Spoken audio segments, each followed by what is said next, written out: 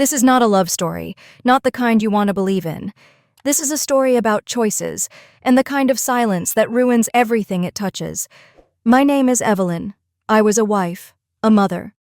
And for 10 years, I kept a secret so heavy it broke the man I loved and changed the life of the boy I raised. It started with one night, one mistake, and ended with a truth no one was ready to hear. If you've ever looked back at a single moment and wondered how everything could have been different, this story is for you.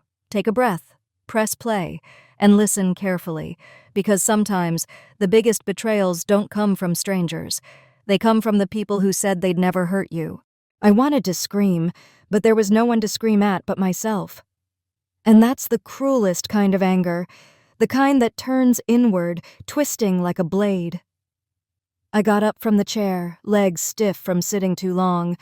The envelope stayed behind, tucked like a sin beneath old magazines we never read. I walked to the kitchen on autopilot.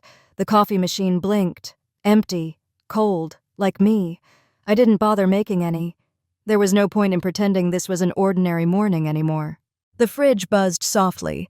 The ticking of the wall clock sounded louder than it should. Every sound in the house felt like it was echoing through the hollow of my chest. I used to love this house. We picked it out together, Adam and I. Freshly married, barely 30, so full of dreams and plans. We planted roses in the front yard the spring we moved in. He painted the nursery himself when we found out I was pregnant. I still remember the way his hands shook with joy when he first felt Nathan kick. And all the while, I was carrying a secret I couldn't name. I told myself it was just a mistake. A moment. That it didn't mean anything. But it did. It meant everything, because it grew inside me. It cried and breathed and laughed. It called me Mommy. I should have told Adam the truth the moment I found out. But how do you destroy the person you love to honor the person you betrayed? How do you confess to a sin that comes wrapped in something so innocent, so perfect? I didn't. I couldn't. So I built a lie, brick by brick. I smiled and kissed him and said thank you every time he held Nathan close and called him my boy. And every time I did, something in me withered. I told myself I was protecting them, but really I was protecting myself from shame, from consequence, from the life that would unravel the moment the truth touched air. And now, here it is, open, exposed, irrevocable. I heard Nathan's door open. His small feet pattered down the hallway. My hands moved before my mind caught up, wiping my face, straightening my back, smoothing the tension from my forehead like a mask I'd worn for years. "Mom?" His voice was still soft with sleep. "Morning, baby," I said, managing a smile that hurt. "You sleep okay?" He nodded, rubbing his eyes. "Where's Dad?" "He had to go out early," I lied, the words sliding off my tongue like water. "Work stuff." He frowned, and I knew he didn't believe me. Children don't always understand the words, but they feel the shifts, the silences, the way the light in a room changes. He climbed onto a kitchen chair and rested his head on the table. I watched him for a long moment, memorizing every line of his face, the curve of his nose, the shape of his lashes, the soft curl in his dark hair. He was beautiful. He was mine, but not entirely Adam's. And now Adam knew it. Would he still love Nathan the same way? Would he leave us both, or just me? Could love survive betrayal, even if the betrayal came in the form of the child he raised as his own? I didn't know. And I was terrified to find out. I poured Nathan a bowl of cereal and listened to him crunch quietly, swinging his legs under the table like nothing had changed. I wanted to freeze that moment, hold it tight before it slipped through my fingers, like every good thing I ever had. But I couldn't stop time. I couldn't erase what was written in that envelope. I couldn't undo that night. The rain had started again, soft, steady. Oregon rain, the kind that never really leaves. I watched it streak down the window pane and wondered if Adam was out there somewhere, alone in his car, hands gripping the wheel, heart breaking in silence. Or maybe he wasn't alone. Maybe he went to see someone. A lawyer? His parents? A hotel receptionist? My stomach turned. What if he never came back? What if the life we built, the house we loved, the boy we raised, what if it all became collateral damage for one night I thought I could bury?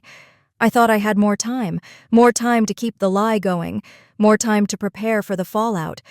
But lies are funny that way. They grow old, but they don't die quietly. They wait, and then they come for you. And mine finally had. This is how it begins. Not with shouting, not with slammed doors or broken glass, just a single envelope. A silence that stretches too long, and a woman staring out the window, knowing that everything she loves might be gone by sunset. I once told myself that no one had to know, but the thing about secrets, they always do. It was the summer of 2014 when everything began to shift.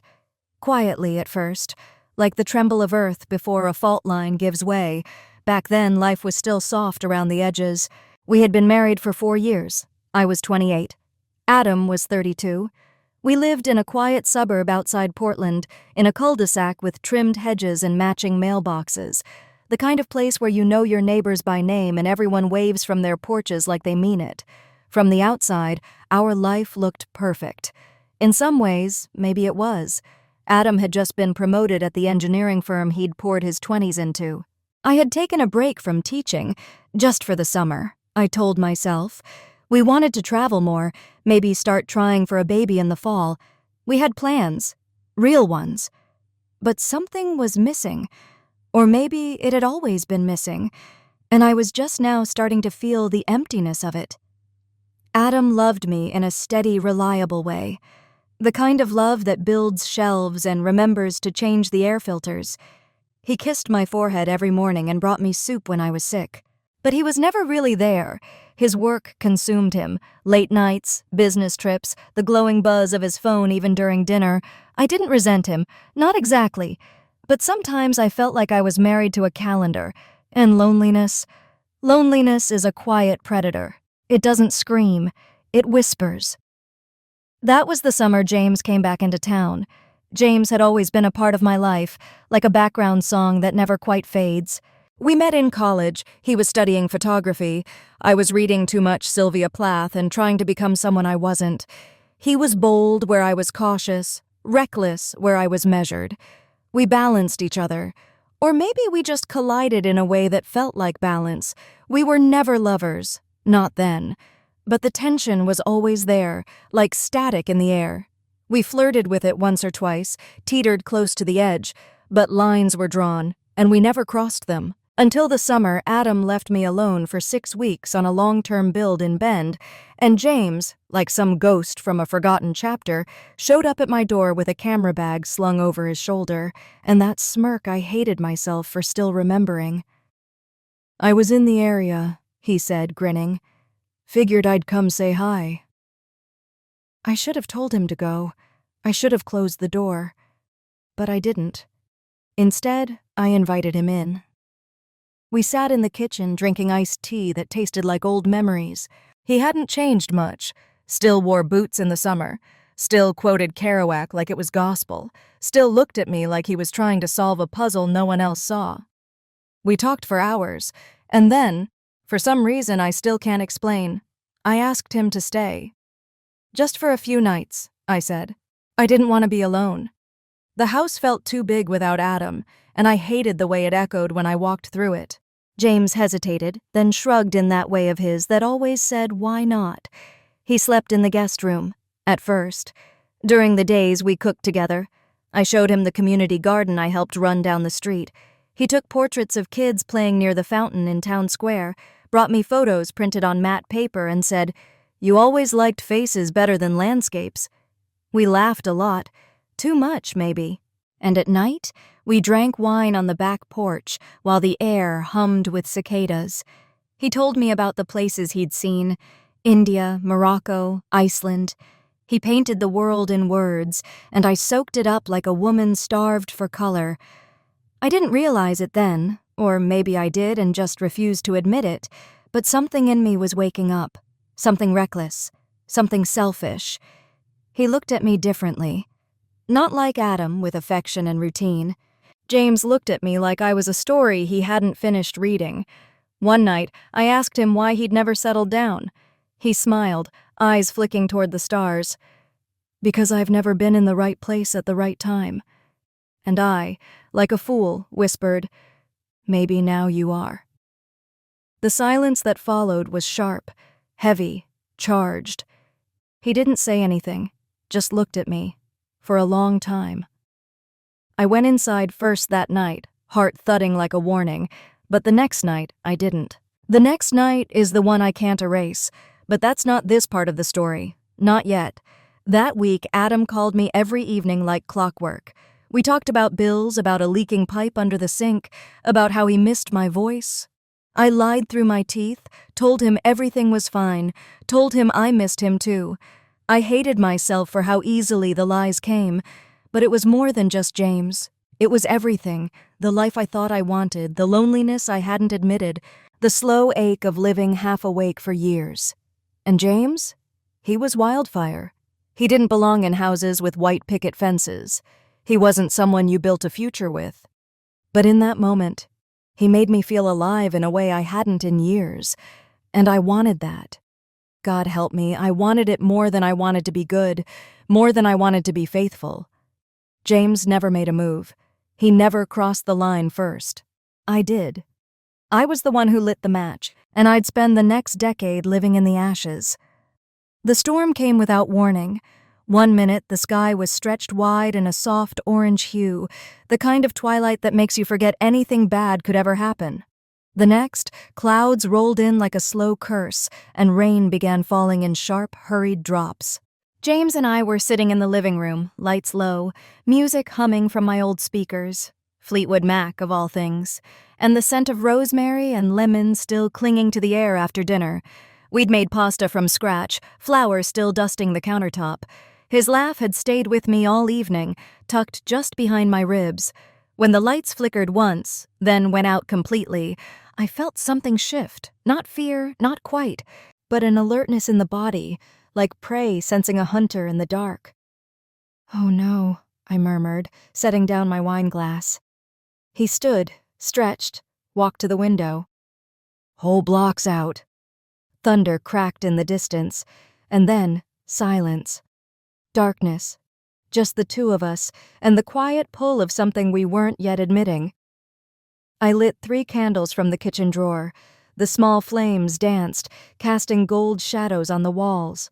His face looked different in that light, sharper somehow, but softer too, eyes darker, lips slower to move.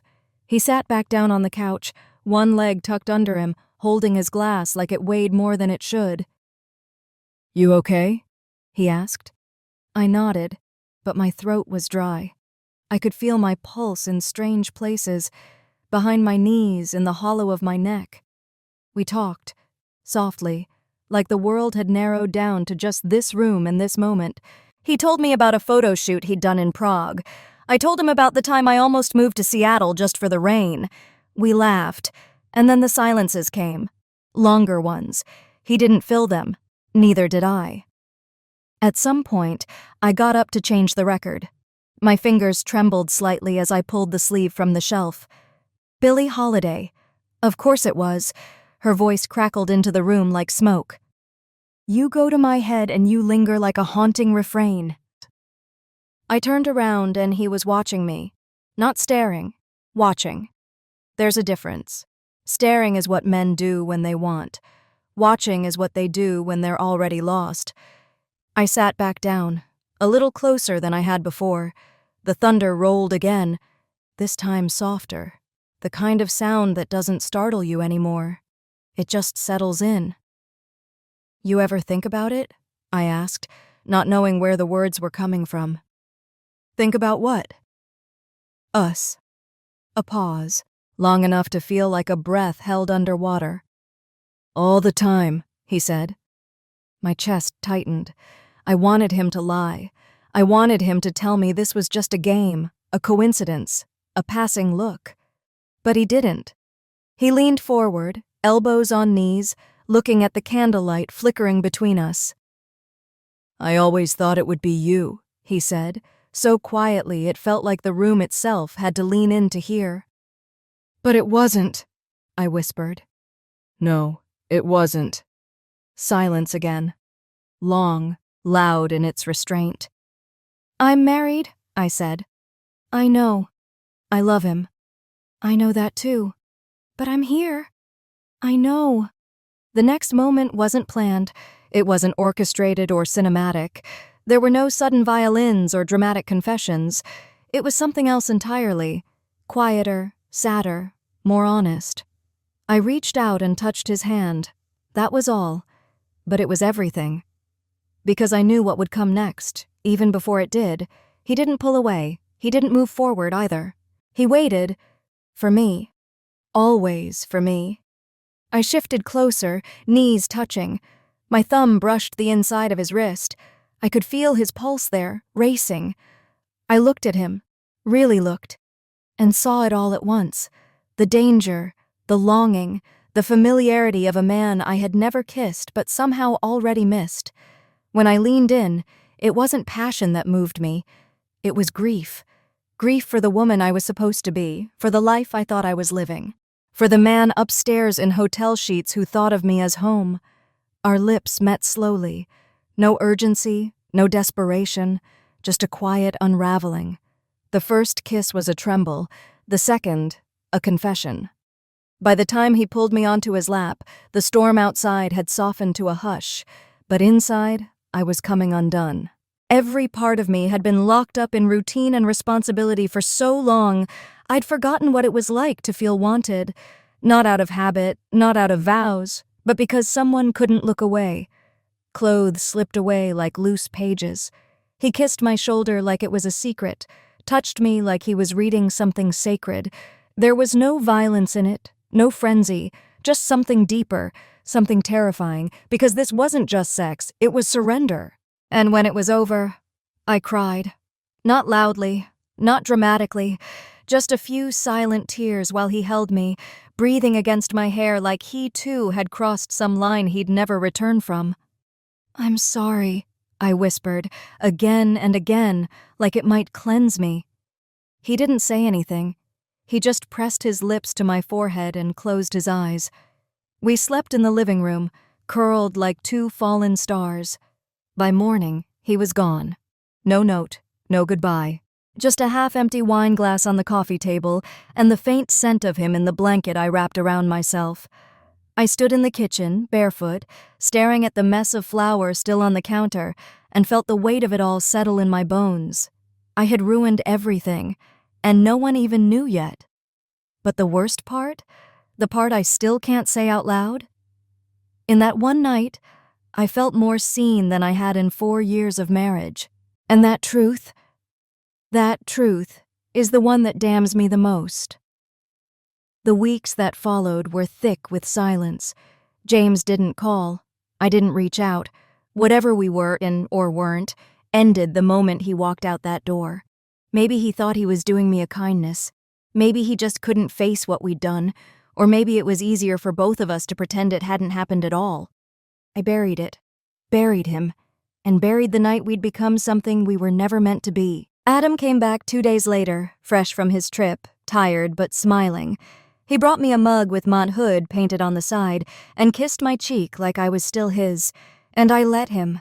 I held him longer than usual that night. Not out of guilt, not just yet. The guilt would come later. No, that night I held him because something in me was already fading. A part of me I wasn't sure would come back. I wanted to feel like his again, but something had changed. Inside me. It started as nausea, the kind I blamed on bad pasta or heat. Then came the fatigue, the soreness in my chest, the slow dread curling in my stomach like smoke. I bought a test from the pharmacy downtown. I remember the way the paper bag crinkled in my hand as I walked out, how I clutched it like a secret I hadn't even named. At home, I took it in silence. No prayers, no hope, just inevitability. 2 lines, 2 red perfect lines, pregnant. I sank to the bathroom floor and pressed my forehead to my knees. I didn't cry, I didn't scream, I just sat, staring at the wall like it might offer me an answer. Adam found me an hour later, still on the tiles. He thought I'd fainted. I let him believe that. When I showed him the test, his eyes lit up like I'd given him a second life. "You're sure?" he asked, already holding me, already dreaming. I nodded, and that was the first lie, the first real one, because I didn't know. I couldn't know. Not for certain. Not yet. But I felt it in the marrow of me. This child wasn't Adam's. I told myself timing was tricky, that ovulation windows are never exact, that maybe, just maybe, Adam had come home early enough to make it possible. But I knew better, and I carried that knowing like a second heartbeat. Still, I didn't say anything. What would I even say? "I'm pregnant, and it might be yours, or it might be my best friend's, who I haven't spoken to since he disappeared after sleeping with your wife." No. Instead, I played the role. The glowing, expectant mother, the lucky woman. I went to every appointment with Adam's hand in mine, listened to the heartbeat while his eyes filled with tears, picked out names, cribs, little onesies with whales and clouds on them. I smiled. I nodded. I folded baby clothes into drawers like I wasn't folding a lie into the fabric of our lives. And then Nathan was born. We didn't know it was a boy until that moment. Adam had wanted to wait, said there were too few surprises left in life. I agreed, mostly because I couldn't bear to attach any name to this child until I saw him. When the nurse placed him in my arms, everything inside me split open. He was beautiful, tiny, red-faced, a tuft of soft brown hair, eyes shut tight, mouth gasping for breath, wailing like the world had betrayed him just by letting him be born. And I cried. For the first time since that night, I cried. Because I loved him. So fiercely, so instantly, it undid me. But the moment Adam took him in his arms and whispered, "Hello, my boy," I felt that love fracture. Because Nathan didn't look like Adam, not even a little. The nurses said newborns change fast. Everyone said babies start to resemble their fathers more over time, that maybe the nose was mine, or the jaw, or the lips. But I knew what I saw. And every time Adam kissed his forehead, I had to swallow the scream clawing its way up my throat. I named him Nathan because it means gift, and that's what he was, even if I wasn't sure who gave him to me. James never showed up, never sent a message, never knocked on the door to see if the life he may have helped create had arrived safely. Part of me hated him for that. Part of me understood, and a quiet, shameful part of me was relieved, because as long as he stayed gone, I didn't have to face what this child truly meant. Years passed, and Nathan grew, and God, he was extraordinary, curious, kind, too smart for his own good. And when he laughed, really laughed, it was like hearing forgiveness in stereo. But the older he got, the more he looked like him. James's eyes, James's grin, the same stubborn cowlick near his left temple. Adam never said anything, not once, but sometimes I caught him staring, just a little too long, and I'd wonder if he saw it too, if he was pretending, like I was, because the truth was too heavy to bear, because this child, this gift, this living proof of betrayal, he was also the best part of both of us, the part I couldn't undo, and wouldn't, even if it cost me everything. Time is strange when you're hiding something. It doesn't move in a straight line.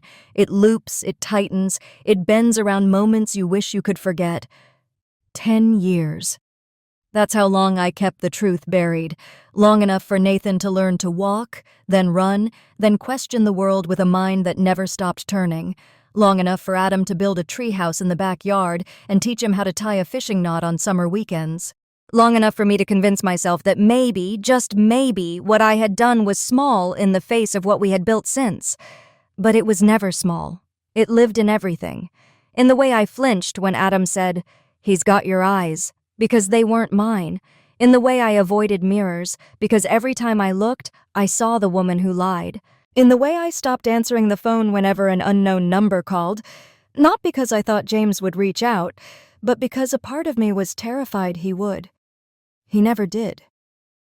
After that night, James disappeared from my life like a stone dropped into water. A ripple, and then gone. I heard from a mutual friend years later that he'd moved east. Boston, maybe. still taking photographs, still floating from one place to another like nothing could root him. I used to wonder if he thought about Nathan, if he ever looked at a child on the street and felt something pull inside him, something sharp and quiet and nameless. But that wondering dulled over time. Adam kept loving me. That was the hardest part. He didn't change. He never turned cold. If anything, he became more attentive, more grounded. He cooked dinner when I worked late, left notes in the pockets of my coats when the seasons changed. He held me at night like I was still the only thing that made sense. And I let him. I let him love me while I carried a truth he never asked for, but somehow bore the weight of anyway. We fought, sometimes. All couples do, but not about the real thing. Never about that. It stayed buried, deep beneath school schedules, mortgage payments, and Saturday soccer games. And I became so good at pretending, I almost believed myself. Almost. Until moments came when Nathan would tilt his head just like James used to, or crack a smile that made my stomach turn in the worst, most beautiful way. He was growing into his face, and that face was not Adam's. But no one ever said anything, not my friends, not Adam, not even me, because we all wanted the story to stay intact. That's what silence becomes after a while, a kind of shared agreement, a contract signed in glances and omissions. And once you sign it, you learn how to live inside the lie. You learn how to wake up next to the man you betrayed and kiss his cheek like it's the only place you've ever belonged.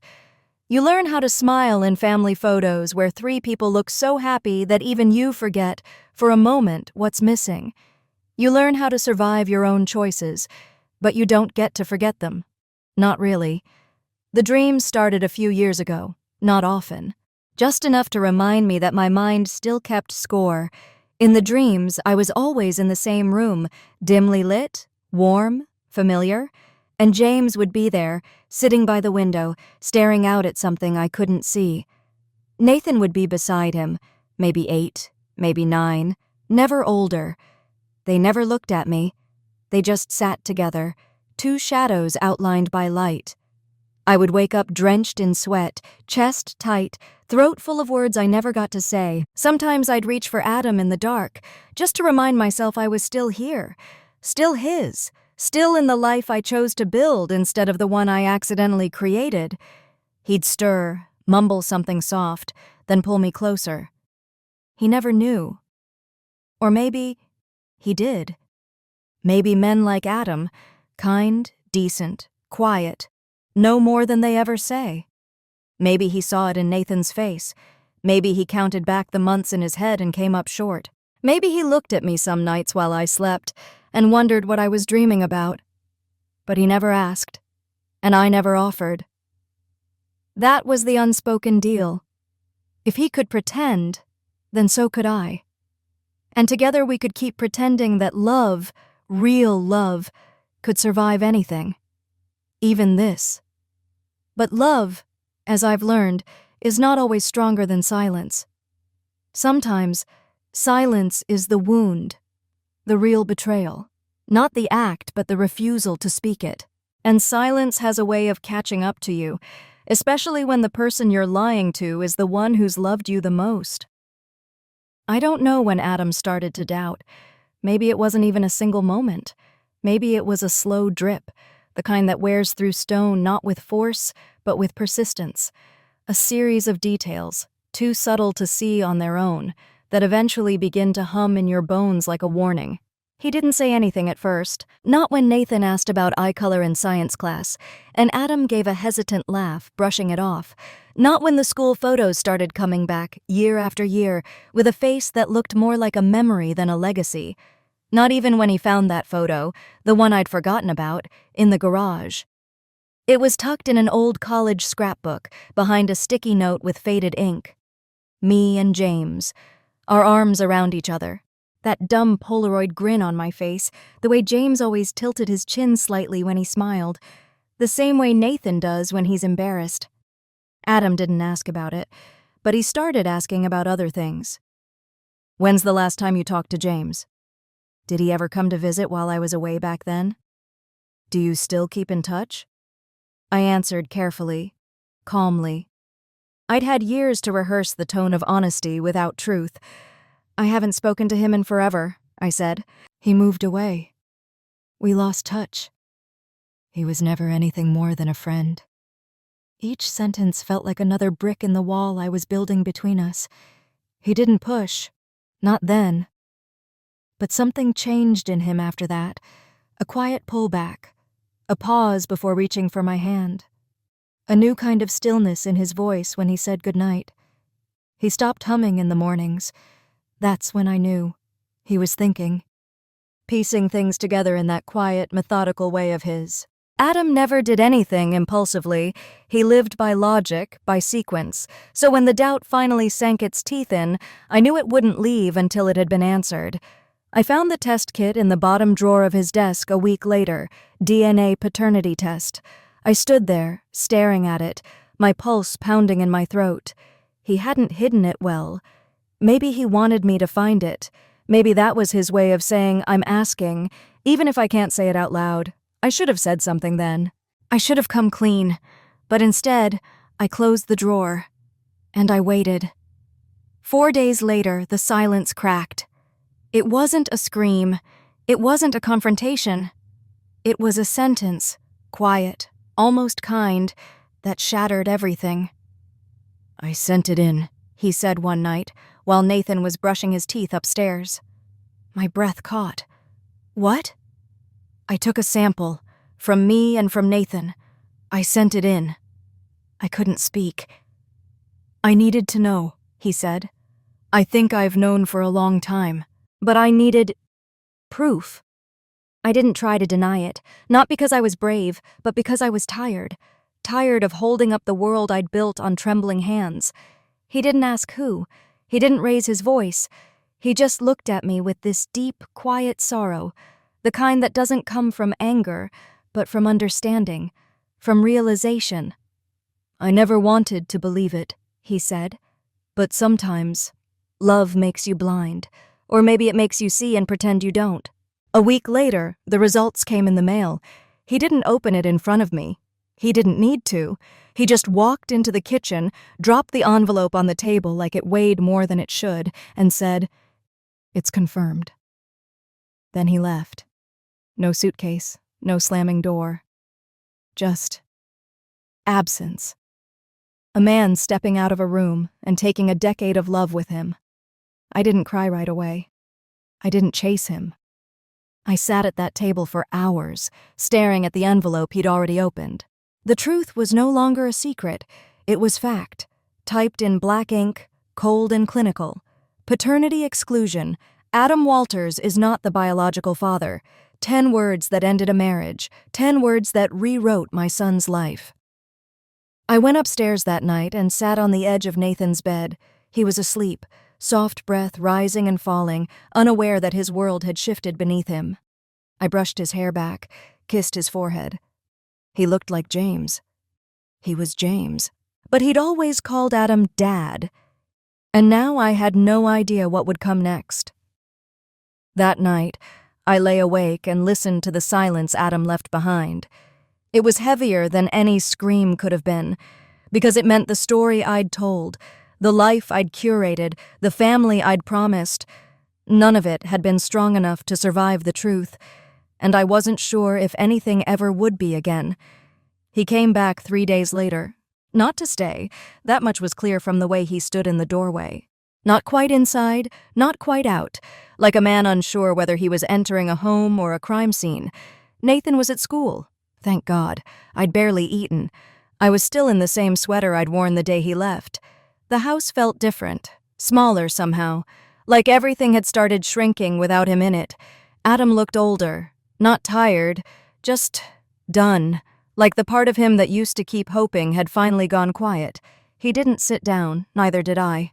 We stood there, 2 people who had once promised each other forever, now unable to meet each other's eyes for more than a second. "You knew," he said. It wasn't a question. I nodded. He took a breath.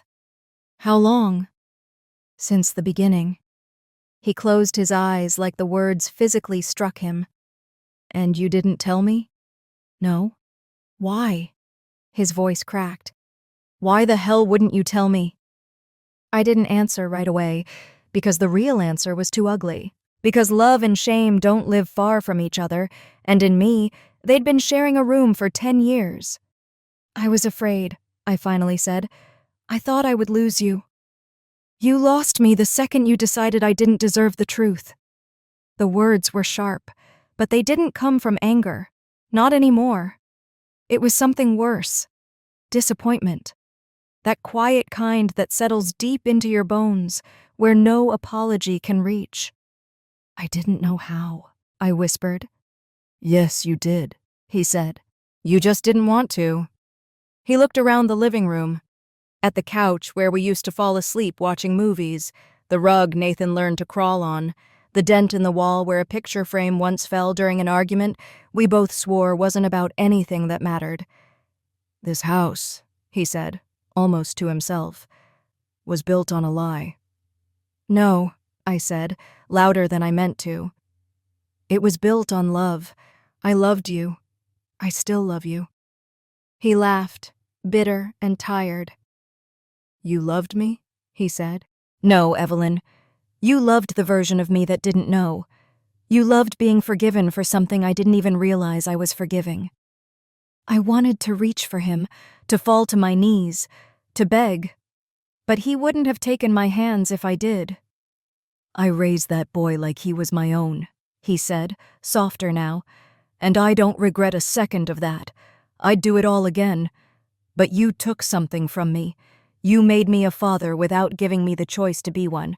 And that's not love, Evelyn. That's control. Tears were burning hot behind my eyes, but I didn't let them fall. I owed him that much, the clarity of dry eyes when he walked away. I wanted to protect you, I said. I wanted to protect him. No. You wanted to protect yourself. There was no venom in his voice, no rage, just a kind of exhausted clarity, the kind that only comes when you've run out of ways to lie to yourself. I kept waiting for you to say something, he said. For years, I thought, maybe you were just waiting for the right moment. I gave you that time. I gave you every chance. I know, I said. I know you did. Do you have any idea what it's like, he continued, to love someone so much that you forgive them for a betrayal they haven't even admitted yet? And with that, I broke. I didn't mean for any of it to happen, I said, my voice shaking. It was one night.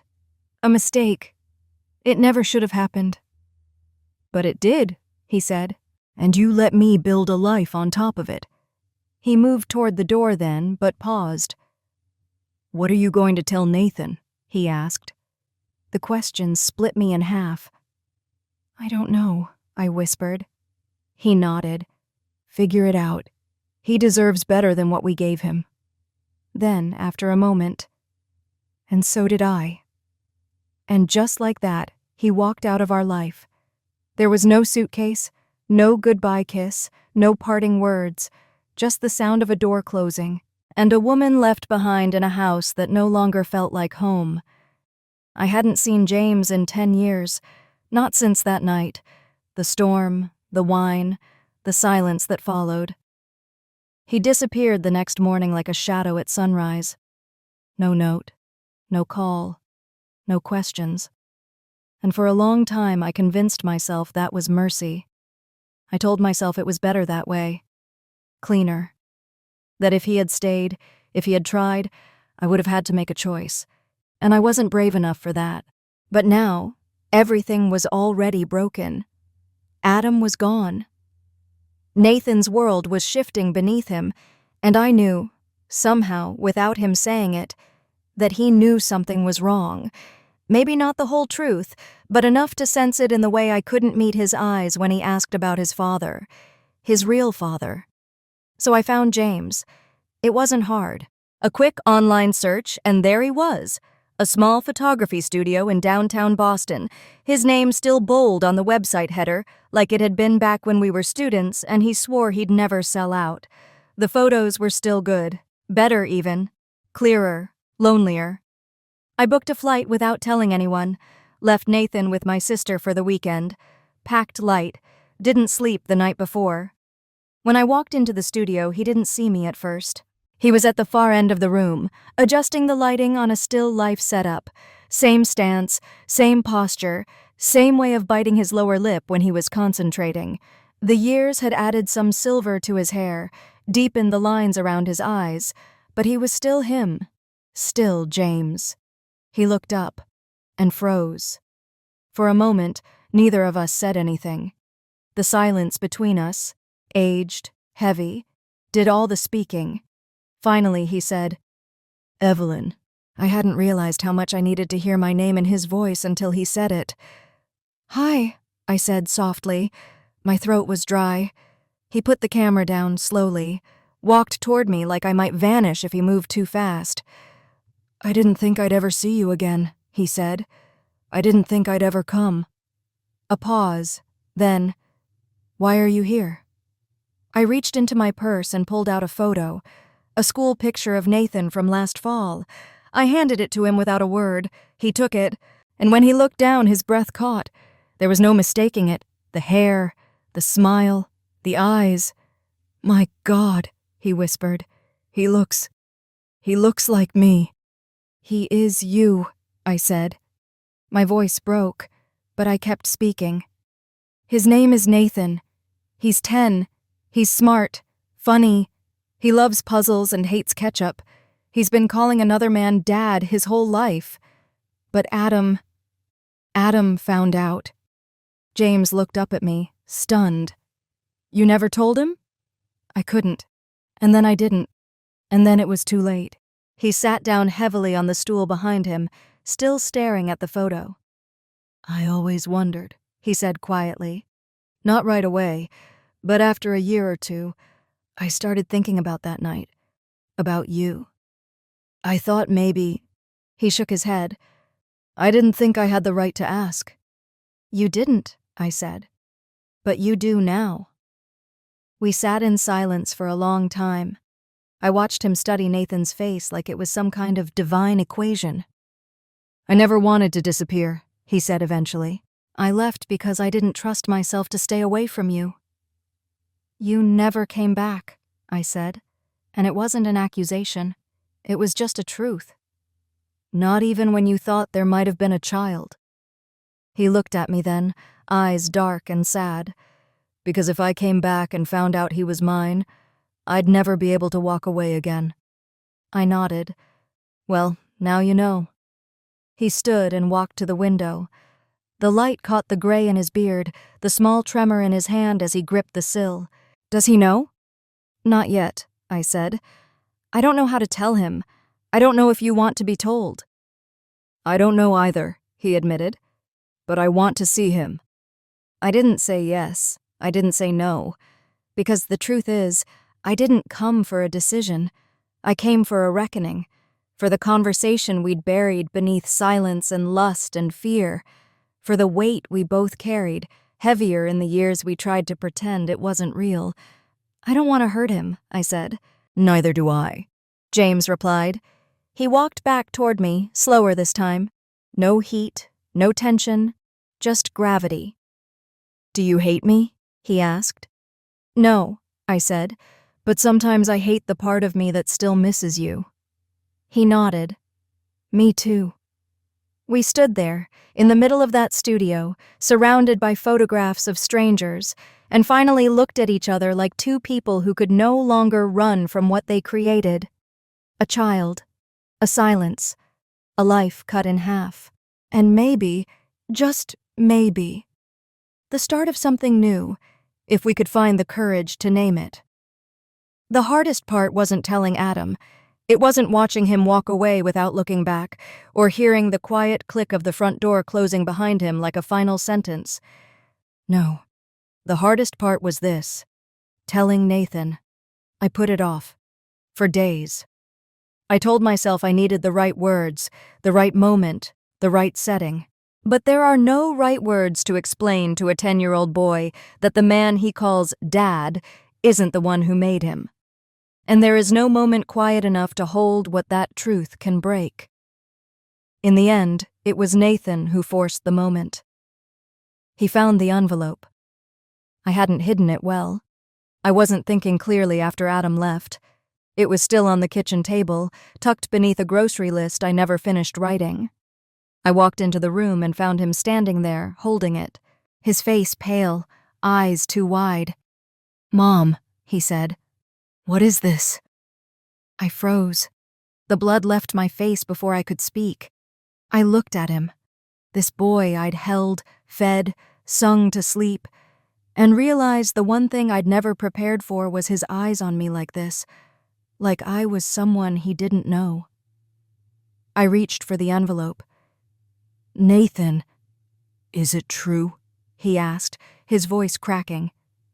"Is Dad not my real dad?" I didn't answer. Not right away. I opened my mouth, but the words caught in my throat like they had thorns. He backed away. "Tell me the truth!" he shouted. And so I did. I sat down, slowly, and told him everything. Not all the messy details, not the night, not James, not the wine or the storm, but the truth that mattered.